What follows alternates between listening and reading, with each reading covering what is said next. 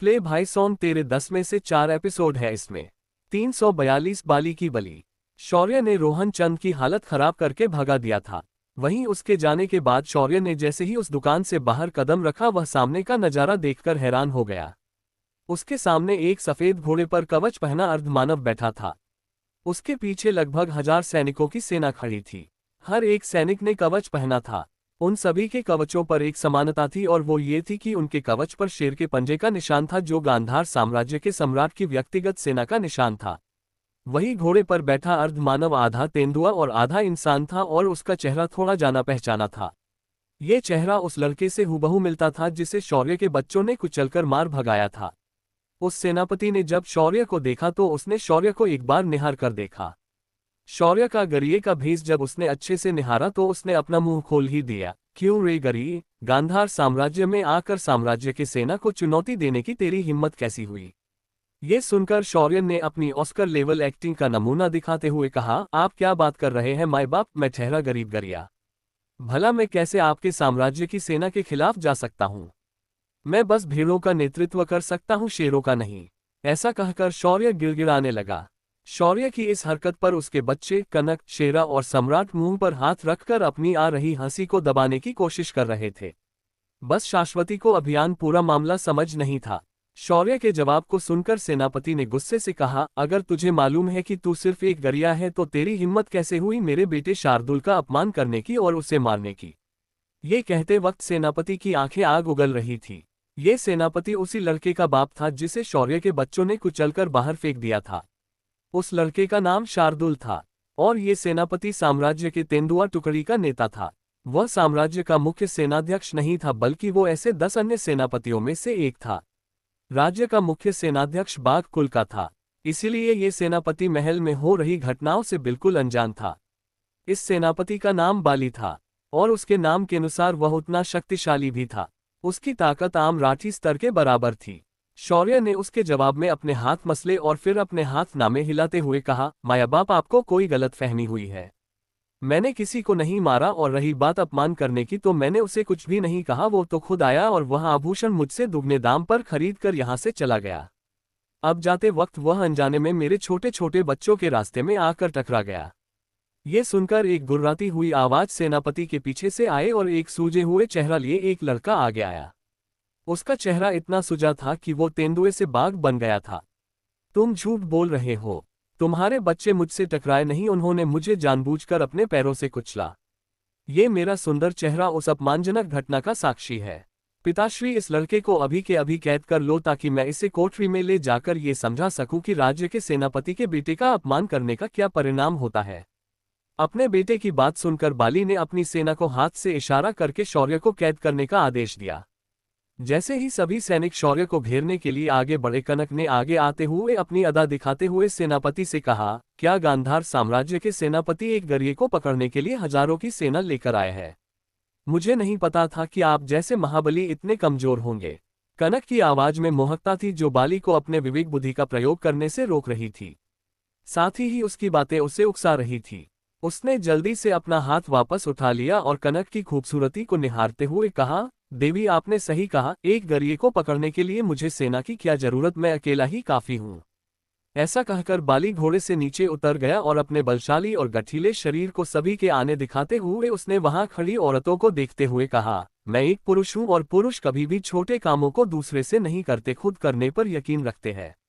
बाली ने शौर्य की ओर अपने कदम बढ़ाए और शौर्य के सामने आकर उनकी आंखों में आंखें डालकर देखते हुए बोला, चल गरिये, तुझे आज मैं दिखाता हूं कि सेनापति के बेटे का अपमान और उस पर हाथ उठाने का अंजाम क्या होता है। ऐसा कहकर उसने अपने हाथ को झटक दिया और उसके हाथ के नाखून लंबे होने लगे और वो एक पंजे में बदल गए। बाली ने अपना हाथ बढ़ाया और शौर्य की गर्दन की ओर बढ़ाने लगा, पर तभी अचानक उसका हाथ हवा में रुक गया। वहीं आसपास की सारी गतिविधियां भी रुक गई। अचानक बाली को एहसास हो गया कि समय रुक गया है, पर उसका दिमाग सब कुछ अच्छे से देख सकता था। उसके सामने शौर्य मुस्कुराते हुए खड़ा था और इस वक्त उसके हाथ में एक लेखनी दिखाई दे रही थी जो काले स्याही से भरी हुई थी। शौर्य ने उस लेखनी से बाली के दोनों आंखों और उसके पूरे चेहरे पर काले रंग से लिखना और कुछ अजीब अजीब निशानों को बनाना शुरू कर दिया। उसके बाद शौर्य ने अपने रिंग से नेल कटर निकाला और बाली के हाथ के सभी धारदार नाखूनों को काट दिया। शौर्य ने अपना काम निपटाया और समय को वापस शुरू कर दिया। समय शुरू होते ही बलि का हाथ वापस शौर्य की ओर बढ़ रहा था, पर अचानक उसका हाथ शौर्य के गर्दन पर गया और शौर्य छटपटाकर हंसने लगा। सेनापति, ऐसा मत कीजिए, मुझे गुदगुदी हो रही है। रुक जाए। अब तक बाली ने अच्छे से देख लिया था कि उसके नाखून कैसे शौर्य ने काट दिए हैं और कैसे शौर्य ने उसके मुंह पर कुछ बनाया है। बाली ने शौर्य की गर्दन से अपना हाथ झटके से पीछे हटा दिया, पर जैसे ही उसने अपना चेहरा आसपास घुमाया तो पाया कि हर कोई उसे देखकर अपने मुंह पर हाथ रखकर उसे देखे जा रहा था। जब वह पीछे पलटा तो उसकी सेना के लोगों ने भी अचानक हंसना शुरू किया। किसी को भी कुछ भी पता नहीं चला कि अचानक उनके सेनापति के चेहरे पर यह कहां से आया है, पर सेनापति को देखकर उनकी हंसी रुक नहीं रही थी। अचानक एक सैनिक ने अपनी हंसी को कंट्रोल करना मुश्किल हो गया तो नाइलाजी से किसी बांध के टूटने पर जो होता है वैसे ही हंसना शुरू कर दिया। उसके ऐसा करते ही बाकी सैनिकों ने भी ऐसा ही करना शुरू कर दिया। अपने ही सैनिकों को खुद पर ऐसे हंसते हुए देखकर बाली का गुस्सा चढ़ गया। उसने गुस्से से शौर्य को देखा और अपनी तलवार को म्यान से निकाला। ये तलवार मुझे खुद पूर्व सम्राट ने दी है। मैं इसी तलवार का आज मेरे अपमान का बदला लेने के लिए करूंगा। तुच्छ गरिए, तेरी मृत्यु आज होकर रहेगी। इस वक्त बाली आर पार की लड़ाई के लिए तैयार हो चुका था और उसका कोई इरादा नहीं दिखाई दे रहा था कि वो शौर्य को आज जाने देगा। उसकी आंखें हत्या के इरादे से भरी हुई नजर आ रही थी। उसे देखकर शौर्य की आंखें छोटी हो गई और उसने भी एक तिरछी मुस्कान दी। अगले ही पल उसने भी अपनी साधना को सभी के सामने प्रकट कर दिया। उसकी आयाम सम्राट स्तर की साधना अचानक सभी के सामने आ गई। उसकी साधना को देखकर सभी सैनिक तुरंत पीछे हट गए। अब तक वहां मौजूद सभी को यही लग रहा था कि शौर्य कोई साधक नहीं है बल्कि सिर्फ एक मामूली भेड़ चराने वाला गरिया है। इसीलिए उसे अभी तक किसी ने सीरियसली लिया ही नहीं था। पर जैसे कि उसकी साधना उजागर हुई सभी के हाथ पैर कांपने शुरू हो गए। अर्ध मानवों की साधना गति बहुत ही धीमी थी और उनकी साधना चक्रों के मार्ग भी आम इंसानों से अलग होते थे। इस वक्त बाली जो शौर्य से युद्ध करने के लिए तैयार था उसकी आयु लगभग 200 वर्षों से अधिक थी। तब जाकर वह इस स्तर का योद्धा बन पाया था। पर बाकी सैनिक अभी भी कुंडलिनी चक्रों के बीच ही फंसे हुए थे। इस वजह से शौर्य के साधना स्तर के प्रकार होते ही उनकी हवा टाइट हो चुकी थी। शौर्य ने अपने नाक को 2 बार दाएं और बाएं रगड़ा और बोला, चलो आज कोई तो मिला जिससे मेरे साथ आर पार लड़ाई करने की इच्छा हुई है। बाली भी शौर्य की साधना को देखकर हैरान हो गया था। उसे समझ नहीं आ रहा था कि वो एक इंसानी साधक के विरुद्ध खड़ा है। पर जब शौर्य की साधना स्तर का उसे एहसास हुआ वह थोड़ा शांत हुआ, क्योंकि शौर्य सिर्फ एक आयाम सम्राट स्तर का योद्धा महसूस हो रहा था। इसी बात पर बाली को लगा कि वह शौर्य के साथ आसानी से ये मुकाबला जीत जाएगा। उसने अपनी तलवार को हवा में लहराया और शौर्य के ऊपर वार कर दिया। उसका निशाना शौर्य की गर्दन थी। तलवार को अपनी ओर आता देखकर शौर्य ने किसी प्रोफेशनल फाइटर की तरह अपने पंजों पर उछलना चालू किया और ब्रूस ली स्टाइल में उसने अपने पैर से एक साइड किक सीधा तलवार की बगल को मार दी। उसकी एक ही लात में तलवार बाली के हाथ से उखड़ गई और 2 टुकड़ों में बंटकर दूर जा गिरी। शौर्य ने उसके तुरंत बाद उछलकर एक राउंड हाउस किक घूमकर बाली के सीने पर दे मारी। इस किक का असर इतना जोरदार था कि बाली के सीने पर पहना कवच टुकड़े होकर नीचे गिर गया। बाली अपनी फटी आंखों से शौर्य को देखने लगा। उसे यकीन नहीं हो रहा था कि उसे सिर्फ 2 लातों में इस गरिये ने कैसे निशस्त्र कर दिया। बाली ने अपने हाथों के पंजों को आगे जमीन पर टिकाया और किसी तेंदुए की तरह 4 पैरों पर खड़ा हो गया। उसने एक तेंदुए की तरह एक दहाड़ मारी और गुस्से से कहा, हम अर्ध मानव भले मानवों से साधना की गति में धीमे होते हैं पर भगवान ने हमें मानवों से अधिक शक्तियां प्रदान की है। इतना कहकर बाली ने अपने मुंह को खोला और एक और दहाड़ मारी। उसी के साथ उसके शरीर में धीरे धीरे बदलाव होने शुरू हो गए। उसका पूरा शरीर धीरे धीरे तेंदुए में बदलने लगा, पर उसके शरीर का आकार इंसान की तरह ही था। उसके घुटने पीछे की ओर मुड़ गए पर फिर भी वह 2 पैरों पर खड़ा था। उसके हाथ के पंजे किसी तेंदुए की तरह हो गए और काले धब्बों के साथ उसके शरीर पर तेंदुए के बाल उगाए थे। शौर्य बड़े ही आश्चर्य और उत्सुकता से बाली को ऐसे बदलते हुए देख रहा था। पर बाली आज शौर्य को सिर्फ दिखाने के मूड में नहीं था बल्कि आज वो शौर्य को इस रूप की ताकत का जलवा भी दिखाना चाहता था। इस वक्त बाली 75% तक एक तेंदुआ बन गया था। बाली ने अपने लंबे लंबे दांतों को शौर्य को दिखाया और अपने सिर को कुछ बार झटका दिया। उसके ऐसा करते ही उसके शरीर पर बिजलियों की लहरें दौड़ने लगी। बाली ने ये सब कुछ करने में लगभग 2 मिनट का समय लगाया। अगर शौर्य ने चाहा होता कि इसे ऐसा करने से रोके तो शौर्य कभी का उसका सिर काट चुका होता, पर वो भी देखना चाहता था कि बाली आखिर कितना शक्तिशाली बन सकता है। बाली की आभा अब अधिक हिंसक और खतरनाक लग रही थी। बाली ने उसके बाद बिना समय गंवाए शौर्य पर झपट्टा मार दिया। उसके हमले की रफ्तार इतनी थी कि देखने वालों को ऐसा लगा जैसे बाली अपनी जगह से टेलीपोर्ट का हो चुका हो। जैसे ही बली के पंजे शौर्य से टकराए, शौर्य अपना हाथ आगे बढ़ाकर उन्हें रोक लिया। दोनों की इस टकराव से ऐसी ध्वनि उत्पन्न हो गई जैसे किसी ने 1000 किलो का बॉम्ब आसमान से जमीन पर डाल दिया हो। उनके इस इम्पैक्ट की तरंगे जमीन और स्पेस से होकर गुजर गई। बाली अपनी खूंखार आंखों से शौर्य को देख रहा था और बार बार अपने पंजों को शौर्य से हाथ से छुड़ा रहा था और समय समय पर शौर्य की गर्दन को काटने की कोशिश करने लगा था। पर शौर्य ने इस बात पर बिल्कुल भी ध्यान नहीं दिया। अगले ही पल शौर्य ने अपना एक हाथ बाली के गले में डाल दिया जब उसका मुंह एक बार और शौर्य को काटने की कोशिश करने वाला था। शौर्य ने अपना हाथ सिर्फ अंदर नहीं डाला था, पर उसने बाली की जुबान को लगभग खींच लिया था। बाली ने कभी भी शौर्य के ऐसे दांव की अपेक्षा नहीं की थी। शौर्य ने अगले ही पल बाली की जिह्वा को पकड़कर बाहर खींच लिया। बाली ने जुबान खींचे जाने पर एक दर्दनाक चीख निकाली, पर बाहर सुनने वालों को सिर्फ उसके गुर्राने की आवाज सुनाई दी। शौर्य ने उसके बाद अपने बाएं हाथ से एक झन्नाटेदार थप्पड़ बाली के गाल पर दे मारा। थप्पड़ पड़ते ही बली की सारी हेकड़ी अचानक ठंडी हो गई। उसने शौर्य के सामने झटपटाना बंद कर दिया और घुटनों पर आकर शौर्य से हाथ जोड़ना शुरू कर दिया। इस वक्त उसकी हालत बहुत ही खराब हो चुकी थी। रुक जाए महोदय, मैं आपसे माफी मांगता हूँ। मन ने अहंकार में आकर आपको भला बुरा कहा। मुझे आप माफ कर दीजिए। बाली की ऐसी अवस्था देखकर सैनिकों को उस पर दया आने लगी, पर तभी उन्हें अपने पीछे से आते हुए कदमों की आवाज सुनाई दी। जब सैनिकों ने पीछे मुड़कर देखा तो पाया कि सम्राट की मुख्य सेना उन्हीं की तरफ आ रही है। सैनिकों में सबसे आगे आधा बाघ पूरे ताकत और अपनी जानवरी आभा को उत्सर्जित करते हुए आगे आ रहा था। उसके पीछे सैनिकों की एक टुकड़ी और उसके बाद एक विशालकाय रथ, और उस रथ के पीछे बाकी की सम्राट की सेना आए जा रही थी। शौर्य ने जब उस पर ध्यान दिया तो उसने बाली को छोड़ दिया और आते हुए रथ को घूरने लगा। तभी उसने देखा कि रथ में एक छोटे बच्चे को लेकर नागशिखा वहां बैठी है। नागाशिक की आंखें पूरी तरह ठंडी लग रही थी। जब बली ने आते हुए रथ को देखा तो वो तेजी से आगे गया और उसने झुकर वोरा किया और बोला, सम्राट, आपको मेरा न्याय करना होगा। इस चोर गरिये ने मेरा और मेरे बेटे का बहुत ज्यादा अपमान किया है और इस तुच्छ इंसान ने हमारे महाराज की दी हुई तलवार को भी तोड़ दिया है।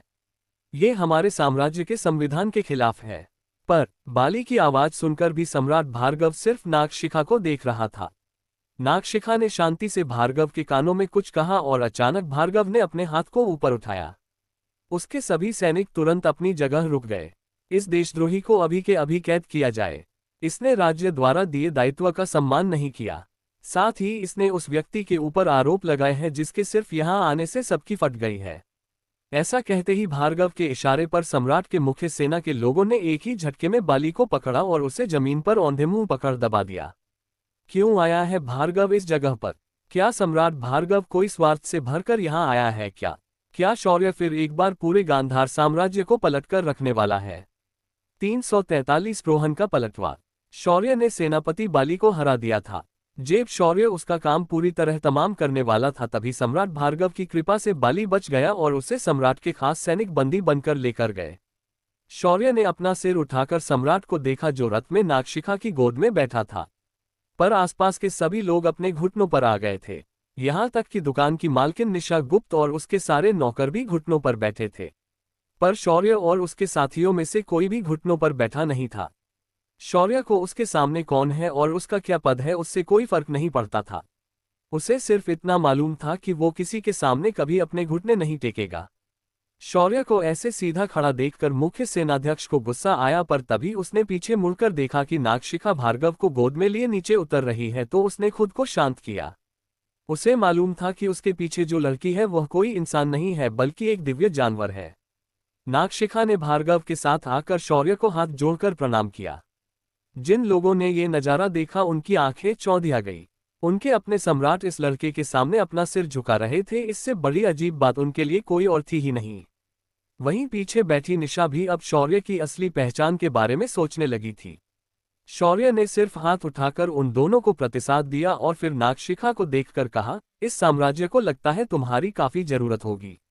तुम ऐसा करो जब तक सम्राट खुद के साम्राज्य की रक्षा करने के लायक नहीं बन जाते, बच्चों के साथ इस साम्राज्य की सुरक्षा के लिए यही रहो।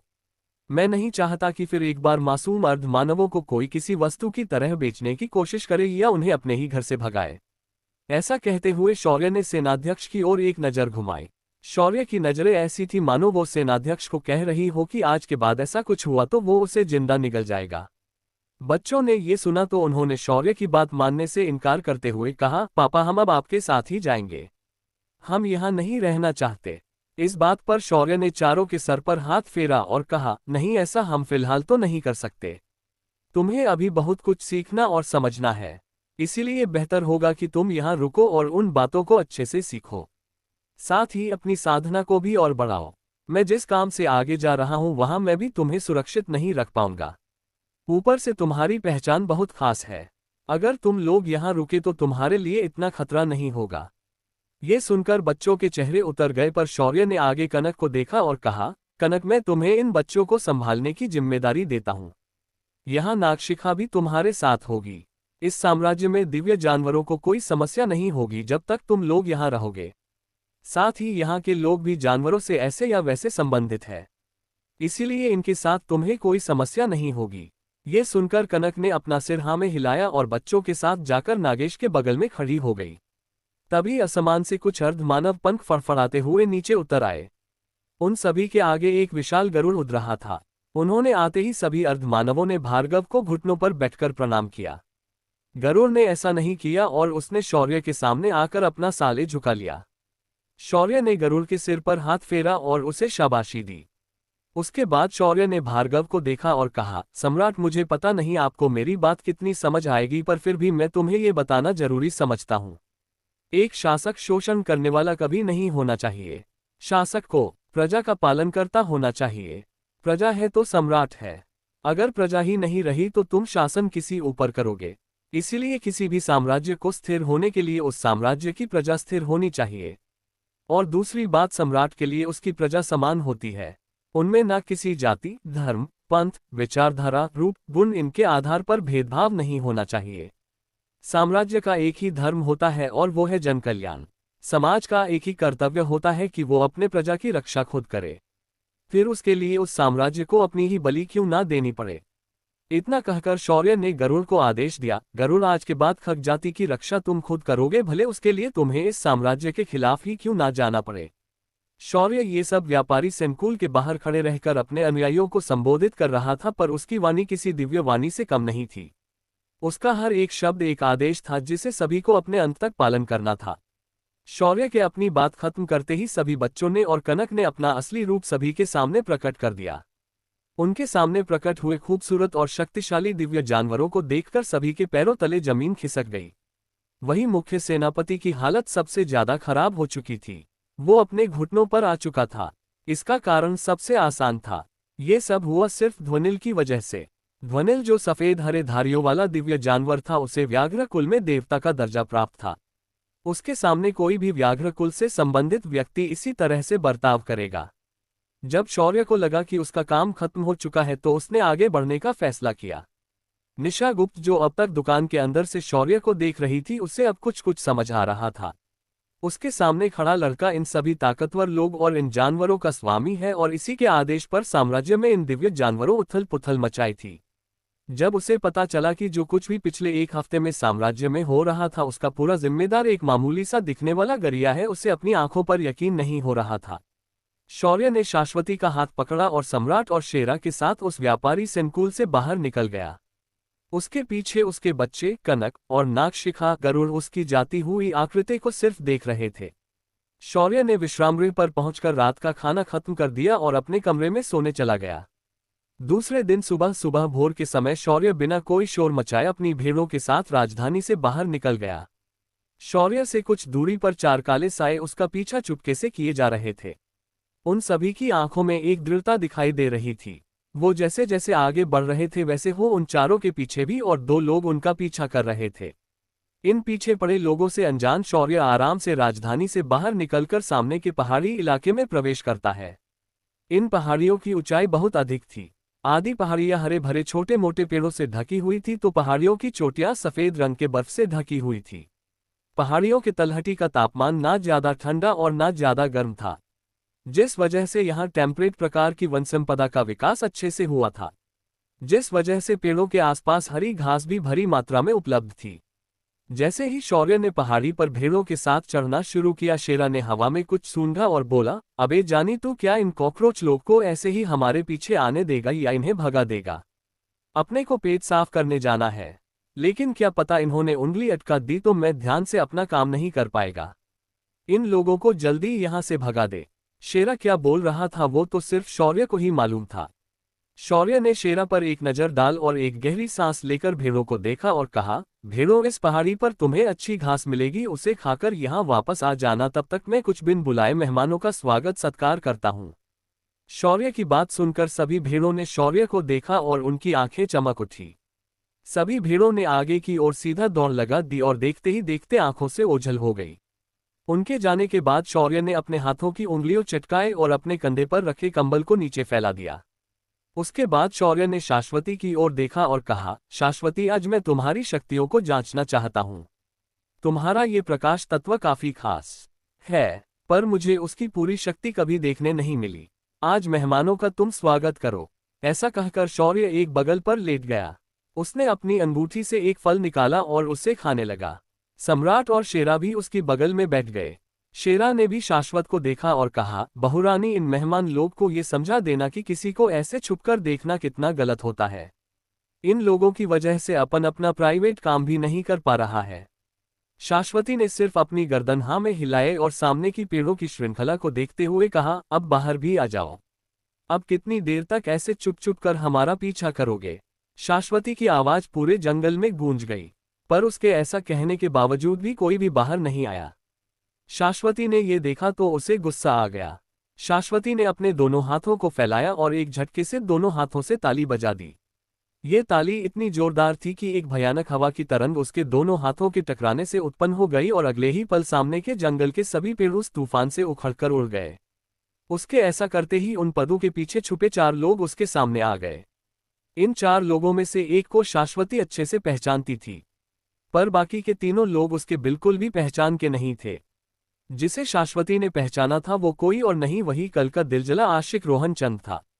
और उसके साथ 3 बूढ़े लोग थे, जिनमें से एक बूढ़ी औरत थी तो 2 बूढ़े आदमी थे। उन तीनों को देखकर लग रहा था कि वो तीनों काफी उच्च कोटि के साधक है।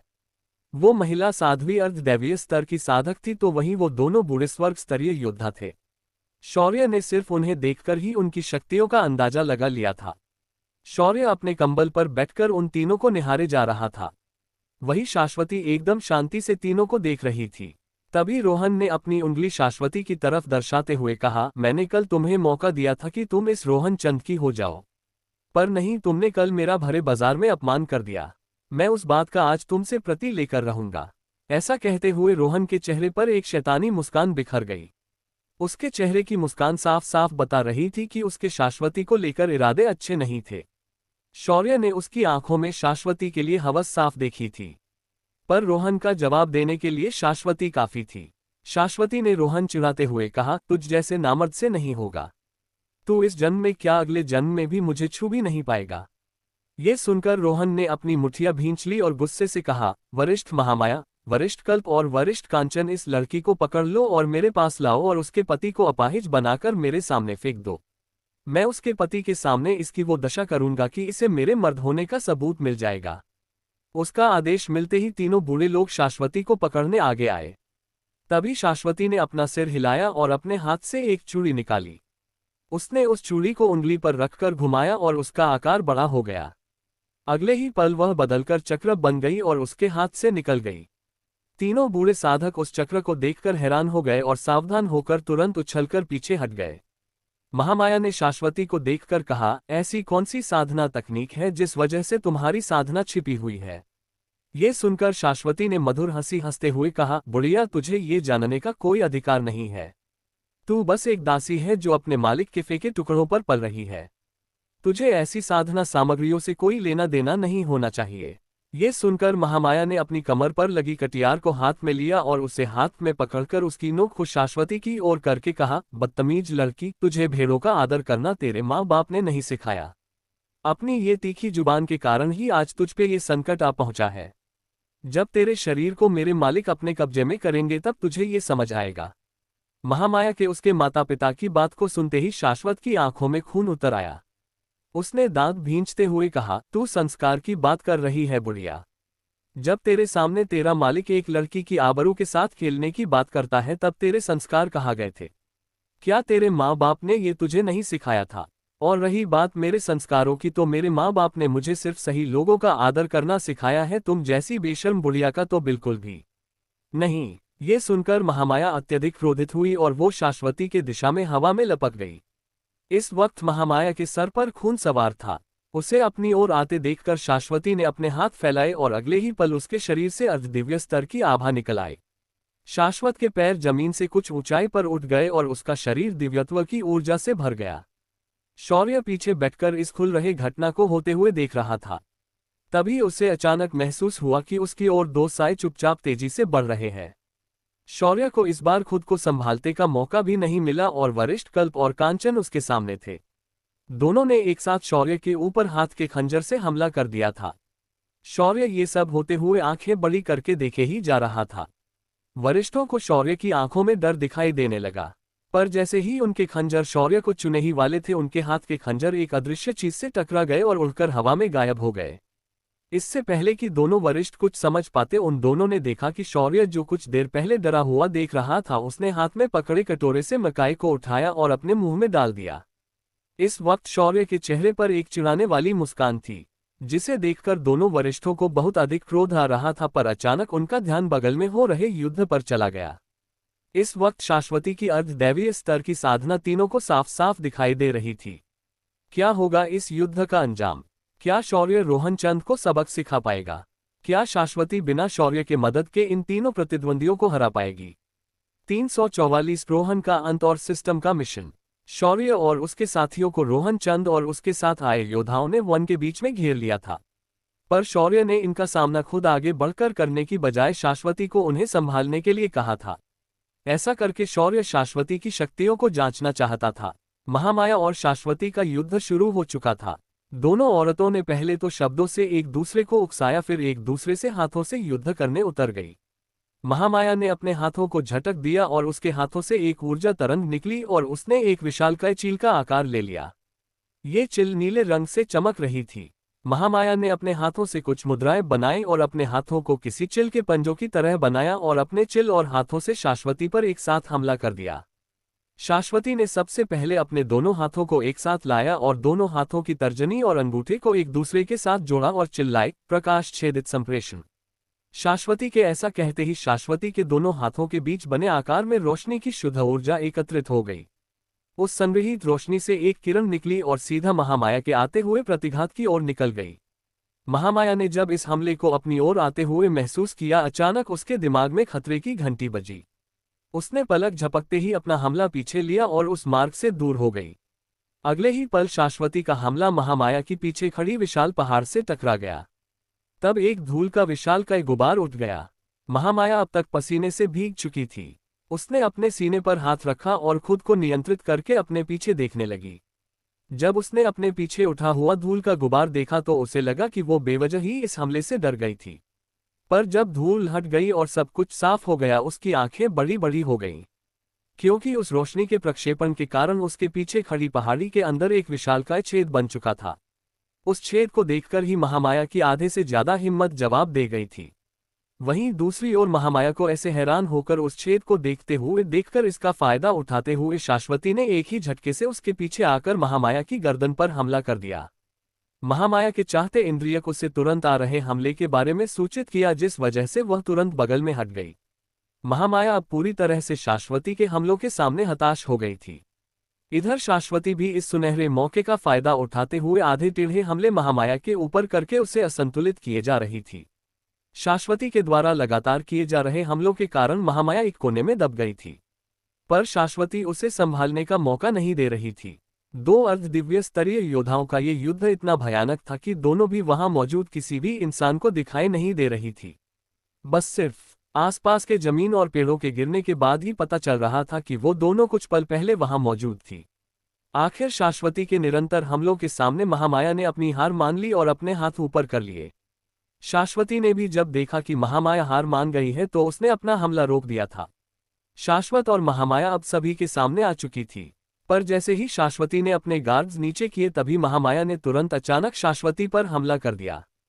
इधर वरिष्ठ कंचन और कल्प शौर्य पर अपना हमला कोई भी असर न करते हुए देखकर शाश्वती और महामाया का युद्ध देख रहे थे। वहीं एक पेड़ के पीछे रोहन छुपकर इस युद्ध को देख रहा था। उसके मन में अब भयानक डर ने जन्म ले लिया था और उसके हाथ पैर कांपने लगे थे। उसे अब शाश्वती से डर लग रहा था, क्योंकि उसे अभी भी यकीन नहीं हो रहा था कि उसने जिसे छेड़ा था वो एक अर्धदैवीय स्तर की योद्धा थी। वहीं शौर्य और शेरा भी मकाई को खाते हुए सब कुछ आराम से देख रहे थे। वहीं सम्राट उनके लिए ताजी मकई के दानों को भून रहा था। पर जैसे ही महामाया ने हार मानने का नाटक किया, शौर्य की भौहें सिकुड़ गई थी। महामाया ने अपनी कटार सीधा शाश्वती के पेट पर मारने की कोशिश की, पर सिर्फ एक बल बराबर अंतर बचा था और उसकी कटार हवा में रुक गई। अगले ही पल पूरा वातावरण थम गया था और आसपास के पत्ते, हवा, सब कुछ रुक चुके थे। शौर्य धीरे से अपनी जगह से उठा और महामाया के पास चलते हुए आया। उसने शाश्वती को महामाया के सामने से हटाया और उसकी जगह रोहन को लाकर खड़ा कर दिया। शावक को उसने लाकर अपनी बगल में खड़ा कर दिया। जब उसे लगा कि सब कुछ सेट हो चुका है, उसने चुटकी बजा दी। चुटकी की आवाज हर तरफ गूंज गई और अगले ही पल महामाया की कटार रोहन के पेट में जाकर घुस गई। पर महामाया इतने गुस्से में थी कि उसने रोहन को देखा भी नहीं और कटार को उसके पेट में ही घुमा दिया। रोहन के मुंह से दर्दनाक चीख निकल पड़ी और महामाया अपने होश में आए, पर अब तक देर हो चुकी थी। रोहन का पेट फट चुका था। महामाया ने अपने हाथ की कटार दूर फेंक दी और रोहन को देखकर चिल्लाए, छोटे मालिक, आप यहाँ कैसे आ गए? ये मैंने क्या कर दिया? ऐसा कहकर महामाया ने रोहन के शरीर को पकड़ लिया। रोहन दांत पीसते हुए महामाया को देख रहा था। उसने उसी हालत में दांत पीसते हुए कहा, बेवकूफ बुढ़िया, ये तूने क्या कर दिया? इधर कंचन और कल्प भी तेजी से रोहन के सामने आ गए थे। उन्हें अभी भी कुछ समझ नहीं आ रहा था कि असल में हुआ क्या था। रोहन ने कुछ सांसें ली और अंत में अपना शरीर पूरी तरह ढीला छोड़कर बेहोश हो गया। महामाया ने तुरंत अपने बटुए से एक गोली निकाली और रोहन के मुंह में डालकर उसे खिला दी। उसने जैसे तैसे करके रोहन को जीवित रखने की कोशिश की थी। तभी रोहन के मुंह से काले रंग का झाग निकलने लगा और महामाया को तुरंत याद आया कि उसकी कटार जहर से सनी हुई थी और ये जहर इतना खतरनाक था कि इसका कोई तोड़ अभी तक बना ही नहीं था। झाग निकलने के बाद रोहन की आंखें आखिरी बार खुली और उसके बाद उसकी पुतलियां सफेद हो गई और उसने वहीं दम तोड़ दिया। वहीं दूर खड़े शौर्य ने ताली बजाते हुए कहा, हे भगवान, मैं ये क्या देख रहा हूं? कुत्ते ने ही अपने मालिक को काट दिया। अरे बाप रे, घोर कलियुग है शेरा, घोर कलियुग। उसके बाद शौर्य ने शेरा के सर पर हाथ घुमाया और हंसने लगा। तभी शेरा ने अपने सिर को शौर्य के हाथ से झटकते हुए कहा, बार बार कुत्ते का एग्जाम्पल देना जरूरी है क्या? अपन लोग की भी कोई वैल्यू होती है। तभी सम्राट ने शौर्य से पूछा, शौर्य, लेकिन भाभी अचानक यहाँ कैसे आए और रोहन उसके सामने कैसे आ गया? ये सुनकर शौर्य ने अपनी आंखें घुमाई और कहा, अब सारा सीक्रेट तुम्हें अभी जानना है क्या? ये सुनकर सम्राट तुरंत चुप हो गया। वहीं शौर्य की बात सुनकर तीनों बूढ़े पूरी तरह से पागल हो चुके थे। उन्होंने मरे हुए रोहन की लाश को बगल में रखा और तीनों ने शौर्य और उसके साथियों को गुस्से से बाहरी लाल आंखों से देखा और सीधा उसकी तरफ हमला करने बिजली की रफ्तार से आगे बढ़ गए। शौर्य और शाश्वती ने भी अपनी कमर कस ली। भले इस वक्त शाश्वती को भी अभी अभी क्या हुआ समझ नहीं आया, पर उसने ज्यादा सवाल जवाब नहीं किए और लड़ने के लिए आगे बढ़ गई। शौर्य ने अपना हाथ झटका और उसके हाथ में त्रिशूल प्रकट हो गया। त्रिशूल के प्रकट होते ही शौर्य ने रुद्र मंत्रों का जाप करते हुए त्रिशूल को हवा में उठा लिया और युद्ध के लिए तैयार हो गया। शौर्य के पूर्ण ग्रह संचालित आयाम सम्राट की आभा उसके शरीर से बाहर फूट पड़ी। उसकी आभा बहुत ही अधिक शक्तिशाली थी। उसकी आभा भले ही एक आयाम सम्राट स्तर के योद्धा की महसूस हो रही थी, पर उसकी शक्तियां किसी स्वर्ग स्तर के साधक के समान महसूस हो रही थी। शौर्य ने कंचन और कल्प को अपनी ओर आता देख और तुरंत अपने त्रिशूल को घुमाकर उन्हें दे मारा। एक ही समय पर दोनों कंचन और कल्प किसी उल्कापिंड की तरह उड़कर दूर जज गिरे। शौर्य ने अपने त्रिशूल के ऊपर की धूल हटाते हुए उस पर हाथ फेरा और उन्हें चिढ़ाते हुए देखने लगा। इधर शाश्वती ने भी आगे बढ़कर अपनी ओर आती महामाया को देखा और उसे एक जोरदार पंच दे मारा। वहीं महामाया का एक नाखून शाश्वती को खरोचते हुए चला गया। शाश्वती ने अपने गले पर लगे नाखून पर ध्यान नहीं दिया और महामाया को मारने के लिए आगे बढ़ गई। पर नीचे गिरी हुई महामाया किसी पागल इंसान की तरह हंसते हुए शाश्वती को देखने लगी। कुछ कदम आगे बढ़ने के बाद शाश्वती अपनी जगह पर ही रुक गई और उसका शरीर एक अनजान डर से कांपने लगा। कुछ ही देर में ये अनजान डर शाश्वती के चेहरे पर दिखने लगा था, क्योंकि महामाया के उजास नाखून में भी एक खास जहर था, जिसके कारण अचानक शाश्वती की शक्तियां सील हो चुकी थी और उसका शरीर अचानक शक्तिहीन होकर वहीं पर गिर गया। इधर महामाया हंसते हुए बोली, छोटे मालिक के जाने के बाद अब मुझे भी जीने की जरूरत नहीं है। अब मुझे भी अपना आखिरी सफर तय करना है। वैसे भी मैंने उनकी मृत्यु का प्रत्युष ले लिया है। ये लड़की भी अब कुछ ही देर में मर जाएगी।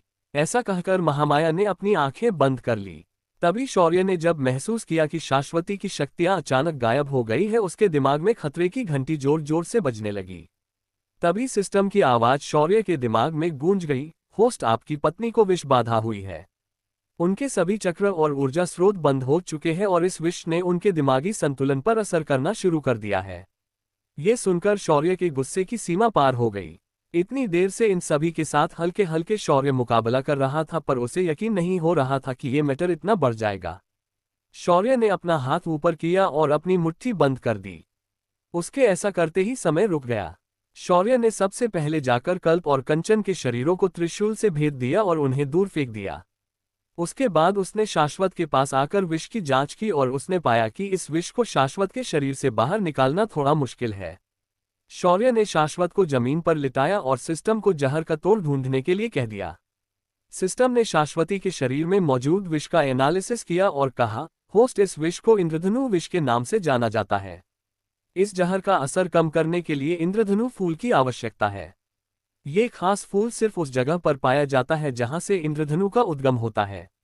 ये सुनकर शौर्य की आंखें चमक उठी। आखिर इस विष का तोड़ तो है उसके पास। शौर्य ने सबसे पहले अपनी ऊर्जा को शेष के शरीर में डाल दिया और उसके शरीर में फैल रहे विष को फैलने से रोक दिया और उसे शाश्वती के कंठ में लाकर एकत्रित कर दिया। उसके बाद शो ने जब ये महसूस किया कि शाश्वती अब खतरे से बाहर है, तो उसने एक चैन की सांस ली और फिर समय को वापस शुरू कर दिया।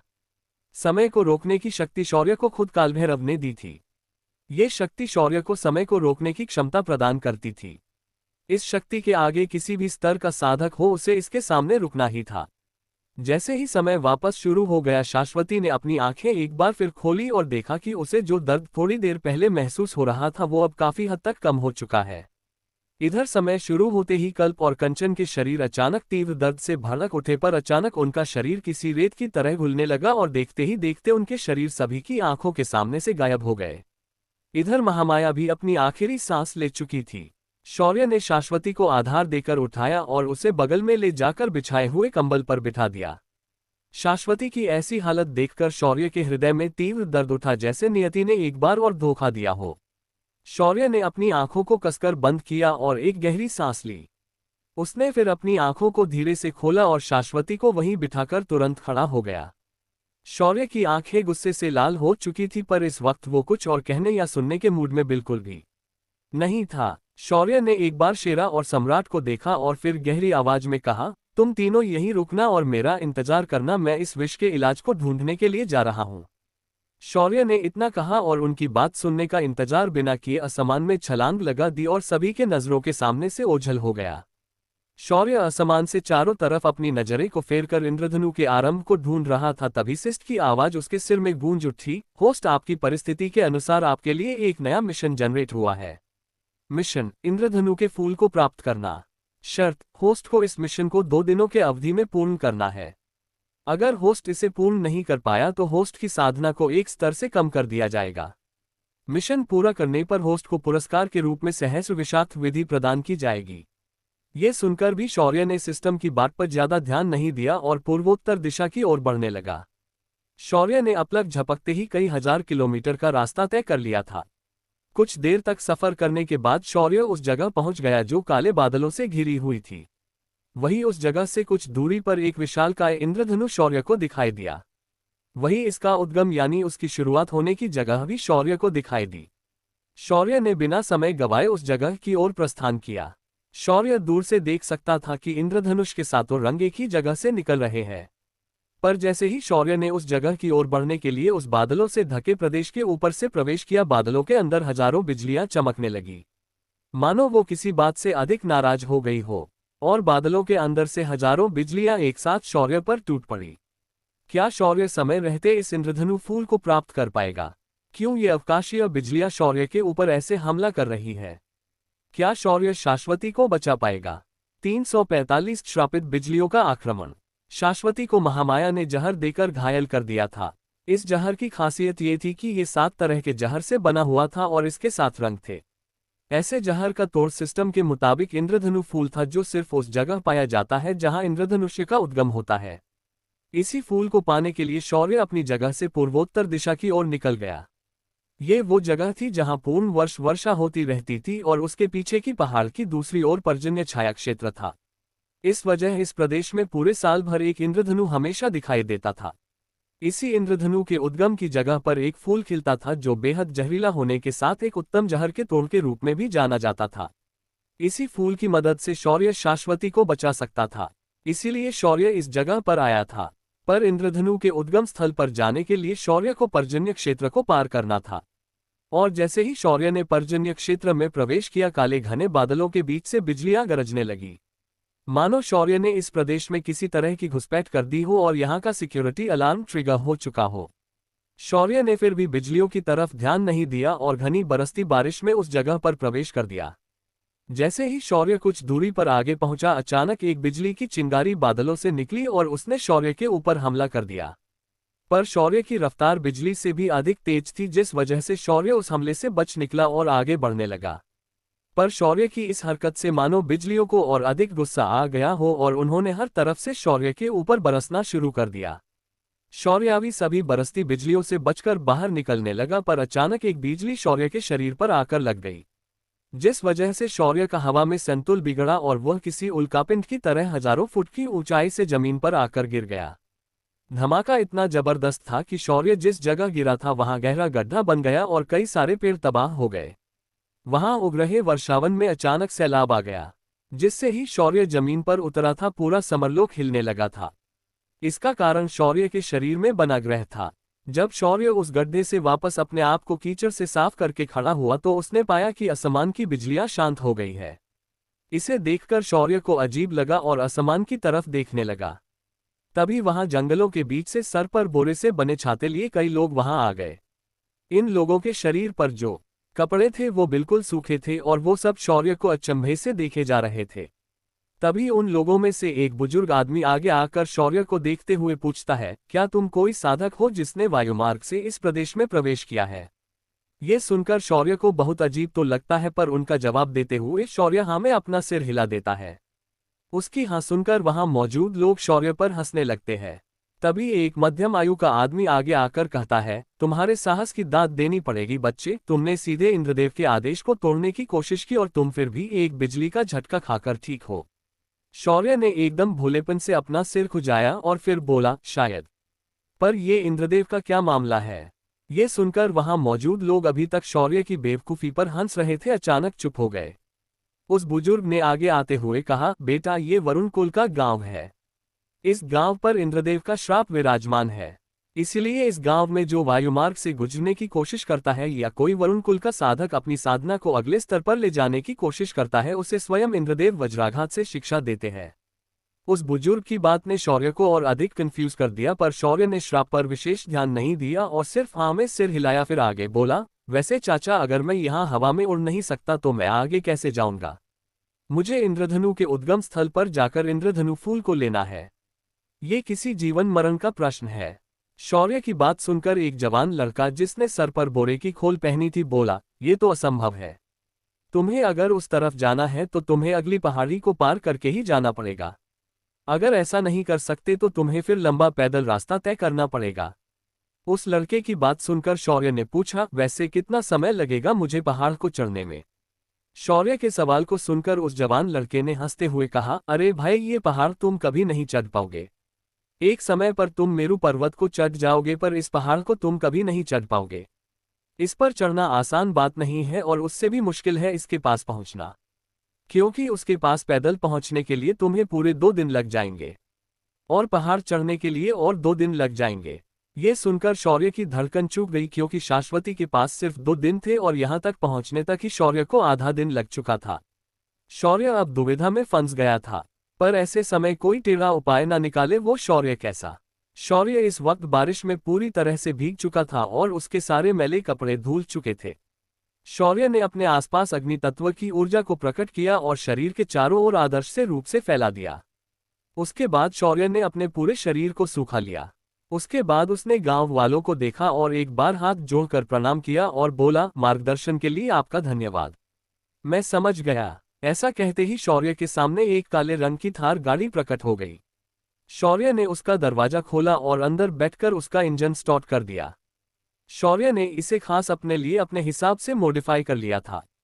शौर्य ने गाड़ी का एक्सीलरेटर दबा दिया और गाड़ी किसी जीवित शहर की तरह दहाड़ने लगी। इस अजीब वहां को देखने वाले इस अजूबे को अपनी आंखें बड़ी करके देखने लगे थे। अगले ही पल सबके आंखों के सामने थार ने जमीन पर बनी कीचड़ को आसपास उड़ा दिया और वहां मौजूद लोगों पर कीचड़ उछालकर आगे निकल आया। थार ने टॉप स्पीड पकड़ ली थी और शौर्य घनी झाड़ियों और जंगलों से होते हुए रास्ते में आ रहे हर संकट को पार किया और उस पहाड़ की ओर निकल गया जिसके पीछे उसे इंद्रधनु फूल मिलने वाला था। वरुण कुल को शौर्य ऐसे अजीब वाहन में बैठकर वहां से जाते हुए देखकर हैरान परेशान दिख रहे थे। वहीं उस बुजुर्ग की आंखों में चमक आ गई थी। शौर्य अपनी थार में बैठकर तेजी से पहाड़ी की तलहटी की तरफ चले जा रहा था। जब शौर्य भरी बरसात में गीली कुचट भरी जमीन से गुजर रहा था तो उसे महसूस हो रहा था कि उसकी गाड़ी बार बार हिचकोले खा रही है, पर शौर्य को अपनी गाड़ी पर पूरा यकीन था कि वो थार है जो एक खास ऑफ रोड गाड़ी है, इसलिए उसने निश्चिंत होकर उसे पानी, कीचड़ और दलदलीय क्षेत्र से भगाना शुरू कर दिया था। शौर्य के पास समय कम था और इन बिजलियों ने उसका हवाई मार्ग रोके रखा था। जब शौर्य उफान मारकर बह रही नदी के किनारे पहुंच गया तो उसने अपनी गाड़ी को रिंग में वापस डाल दिया और अपनी शक्तियों से एक दमदार छलांग नदी के पार लगा दी। नदी से कुछ ही दूरी पर ही पहाड़ी की तलहटी थी। शौर्य जैसे ही तलहटी पर पहुंच गया उसने पहाड़ी की चढ़ाई को ध्यान से देखा और पहाड़ का पूरा आकार अपने दिमाग में फिट कर लिया। पहाड़ की सतह बिल्कुल खड़ी थी। पहाड़ एक तरह का फॉल्ट माउंटेन था जिस वजह से उसकी सतह खड़ी होने के साथ साथ खुरदरी और बड़ी ही सख्त थी। शौर्य ने तुरंत कुछ कदम पीछे लिए अपनी रफ्तार को बढ़ाते हुए पहाड़ी की ओर दौड़ना शुरू कर दिया। इस पहाड़ की ऊंचाई लगभग 5 किलोमीटर सीधी थी और उसकी चोटी घने काले बादलों से भी बाहर थी। शौर्य ने एक लंबी छलांग लगा दी और पहाड़ की खड़ी सतह पर सीधा ऊपर दौड़ना शुरू कर दिया। लेकिन जब शौर्य जैसे ही आगे बढ़ने लगा एक जहरीला धुआं उस पहाड़ी की सतह से बाहर निकलने लगा। शौर्य की भौहें सिकुड़ने लोग। तभी सिस्टम की आवाज आई, होस्ट, इस पहाड़ की सतह से खतरनाक विषाक्त वायु बाहर निकल रही है। ये एक तरह का संक्षारक विष है। इसके शरीर से संपर्क में आते ही ये कुछ एसिड की तरह रिएक्ट करेगा और शरीर को क्षति पहुंचाना शुरू कर देगा। सिस्टम ने शौर्य को तुरंत अलर्ट कर दिया था मगर शौर्य ने उसकी चिंता बिल्कुल नहीं की थी। वो वैसे ही तेजी से आगे बढ़ते रहा। शौर्य बिल्कुल भी रन का कोई नाम नहीं ले रहा था। कुछ ही पल में वह इस विषैले क्षेत्र में प्रवेश कर गया। उस विषैले धुएं ने भी शौर्य के शरीर पर असर करना शुरू किया। कुछ हो देर में शौर्य को असहनीय दर्द की अनुभूति होनी शुरू हो गई। कुछ ही पल में शौर्य के शरीर के ऊपर की त्वचा जलने लगी और धीरे धीरे उसके अंदर से काले रंग का धुआं शौर्य के शरीर के अंदर प्रवेश करने लगा। इधर जैसे ही शौर्य की त्वचा उस वायु के संपर्क में आई थी तभी शौर्य के शरीर में स्थित कवच सक्रिय हो गया और उसने शौर्य के शरीर को ढक लिया। शरीर के अंदर जाने वाले धुएं को कवच ने बाहर ही रोक लिया और शौर्य के कान में कुंडल प्रकट हो गए और हरे रंग से चमकने लगे। धीरे धीरे शौर्य के शरीर पर बने संक्षारक विष के घाव तेजी से भरने लगे। शौर्य ने जब ध्यान दिया कि उसके शरीर में जाने वाला विष रुक गया है तो उसने अपनी रफ्तार को बढ़ा दिया। शौर्य की रफ्तार तेज होते ही उसके शरीर की ओर बढ़ रहा संक्षारक विष अपने आप बगल में हट गया और शौर्य किसी गुरुत्वाकर्षण के विरुद्ध जा रहे अग्निबाण की तरह पहाड़ की खड़ी सतह पर चढ़ने लगा था। शौर्य ने भयानक तेजी से पहाड़ के आसपास घिरे हुए बादलों को पार कर लिया और बादलों से भी ऊपर निकल आया। बाहर आते ही उसने अपनी उसने की शक्ति का उपयोग किया और दुगनी रफ्तार से पहाड़ के चोटी के ऊपर पहुंच गया। ऊपर पहुंचकर जब शौर्य ने अपने पीछे मुड़कर देखा तो पाया कि पहाड़ के आसपास एक विशाल समुद्र की तरह काले बादल फैल गए थे। उन्हें शौर्य ने उसके बाद बिल्कुल नजरअंदाज किया और सीधा चोटी से दूसरी तरफ कूद गया। पहाड़ की दूसरी तरफ विस्तृत पर्जन्य छाया क्षेत्र था और पहाड़ की तलहटी पर इंद्रधनी का उद्गम क्षेत्र था। शौर्य असमान से किसी उल्कापिंड की तरह नीचे गिर रहा था। ऊपर से ग्रह की गुरुत्वाकर्षण शक्ति शौर्य को अधिक तेजी से खींच रही थी। जैसे ही शौर्य नीचे टकराने वाला था, शौर्य ने हवा में खुद को रोक लिया और अपनी रफ्तार को नियंत्रित करके धीरे से इंद्रधनु के उद्गम स्थल पर उतर गया।